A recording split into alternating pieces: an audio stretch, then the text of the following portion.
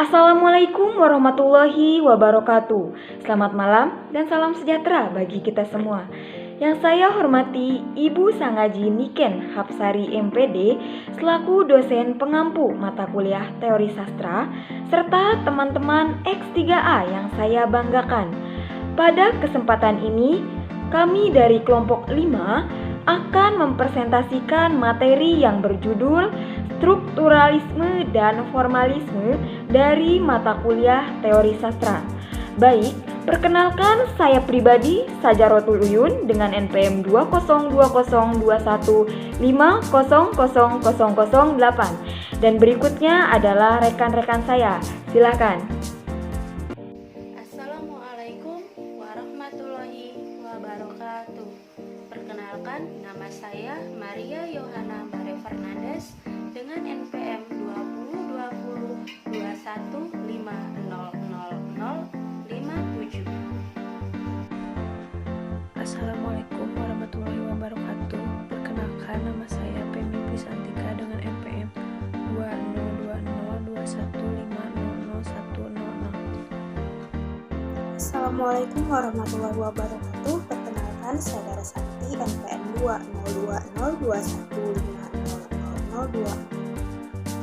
Perkenalkan, nama saya Rizky Amelia Putri dengan NPM 202021500041. Assalamualaikum warahmatullahi wabarakatuh. Perkenalkan, nama saya Sri Pujastuti dengan NPM 202021500023. Baik, untuk materi pertama akan saya sampaikan sendiri. Yang pertama ada strukturalis. Pengertian strukturalis. Secara etimologis, strukturalisme berasal dari bahasa Inggris, yaitu structuralism, atau dalam bahasa lain strur, yang artinya membangun. Sedangkan struktura berarti bentuk atau bangunan, atau kata benda. Sedangkan sistem dalam bahasa Latin sama dengan cara atau kata kerja.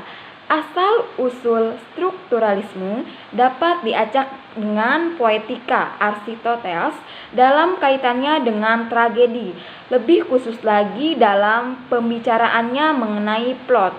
Plot memiliki ciri-ciri diantaranya kesatuan, keseluruhan, kebulatan, dan keterjalinan. Struktur sendiri adalah bangunan teoritis atau abstrak yang terbentuk dari sejumlah komponen yang berhubungan satu sama lain. Struktur menjadi aspek utama dalam strukturalisme. Dengan kata lain, strukturalisme adalah teori yang menyatakan bahwa berbagai gejala budaya dan alamiah sebagai bangun teoritis atau abstrak yang terdiri atas unsur-unsur yang berhubungan satu sama lain, relasi sintagmatis dan paradigmatis. Strukturalisme juga beranggapan bahwa seluruh organisasi manusia ditentukan secara luas oleh struktur sosial atau psikologi yang mempunyai logika independen yang menarik, berkaitan dengan maksud, keinginan, maupun tujuan manusia. Berikutnya pengertian menurut Hamtoko.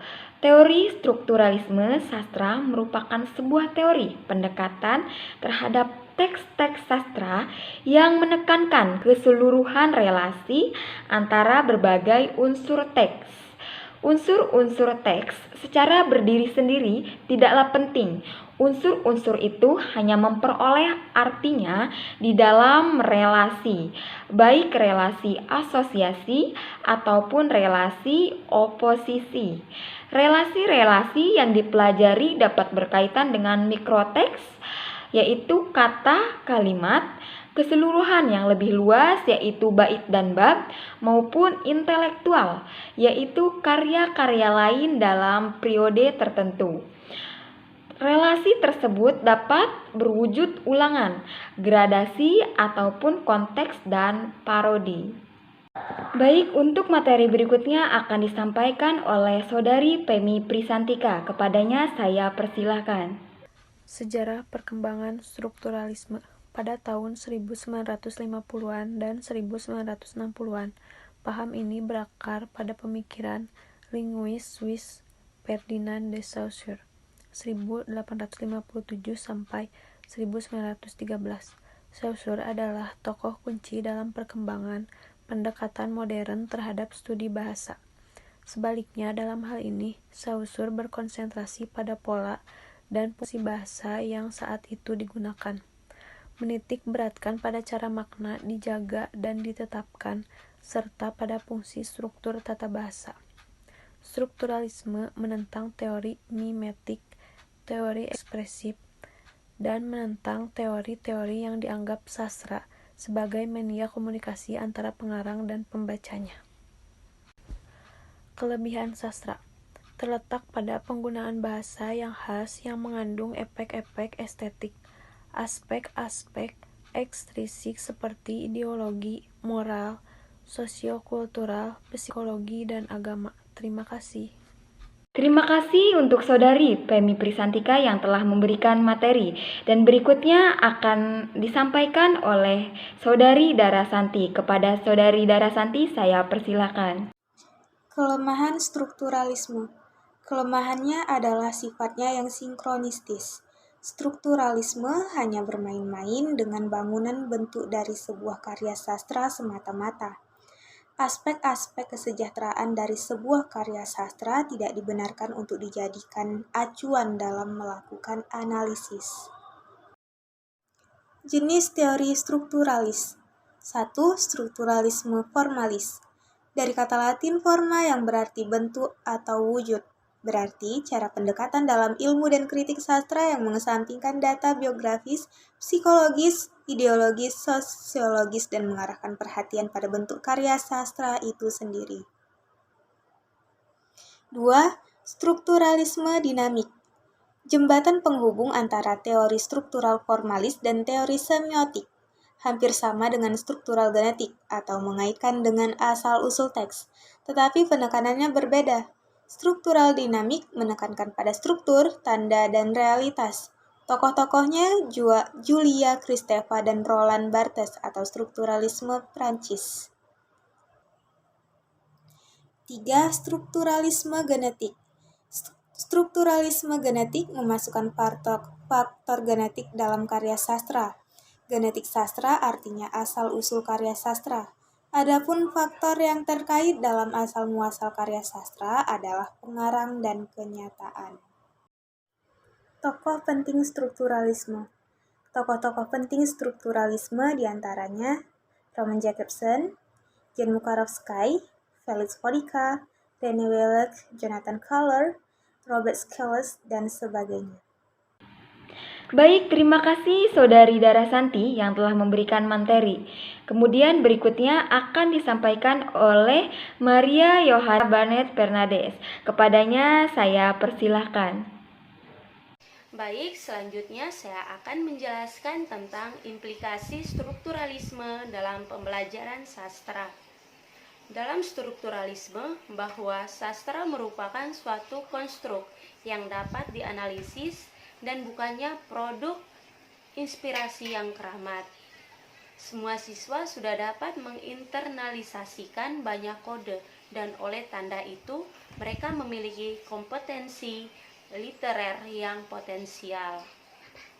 Di samping itu, kita juga bertanggung jawab untuk mengajar mereka sesuatu yang lain, sehingga mereka dapat mengendalikannya dan menggunakannya guna mencapai tujuan-tujuan mereka dalam membaca dan menulis. Pengajaran kita seharusnya bertujuan memberikan kepada siswa suatu penguasaan keterampilan dan konvensi-konvensi membaca dan menulis, dan bukannya mengajarkan eksplikasi teks khusus secara autoritatif. Yang kedua, formalisme.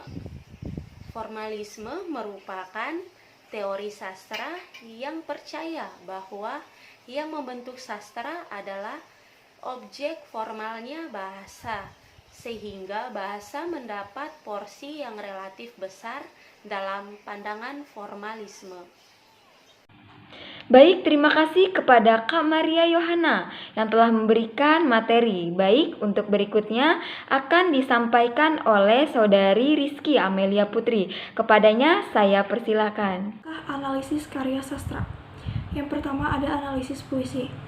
Pembacaan secara seksama, pencarian frasa atau kalimat yang berbeda frasa atau kalimat sehari-hari dan memberikan tafsir terhadap frasa atau kalimat yang unik tersebut. Yang kedua, analisis prosa. Identifikasi fabula, identifikasi subjek, identifikasi motif, pengelompokan motif-motif, dan pembuatan peta motif yang membentuk karya menjadi satu kesatuan. Sejarah perkembangan formalisme. Teori formalisme lahir sebagai reaksi atas paradigma positifisme yang lebih memegang teguh prinsip-prinsip kualitas. Dalam hubungan ini, sebagai reaksi terhadap studi biografi. Terima kasih kepada Saudari Rizky Amelia Putri yang telah memberikan materi. Dan untuk materi terakhir akan disampaikan oleh Kak Sri Puji Astuti. Kepadanya saya persilahkan. Dasar-dasar formalisme terbagi menjadi dua. Yang pertama yaitu mereka bersatu untuk suatu studi sastra ilmiah sebagai pengetahuan yang otonom dengan menggunakan metode prosedurnya sendiri. Yang kedua yaitu mereka cenderung membuat karya sastra menjadi aneh atau suatu bentuk defamiliarisasi. Karakteristik formalisme terbagi menjadi tiga.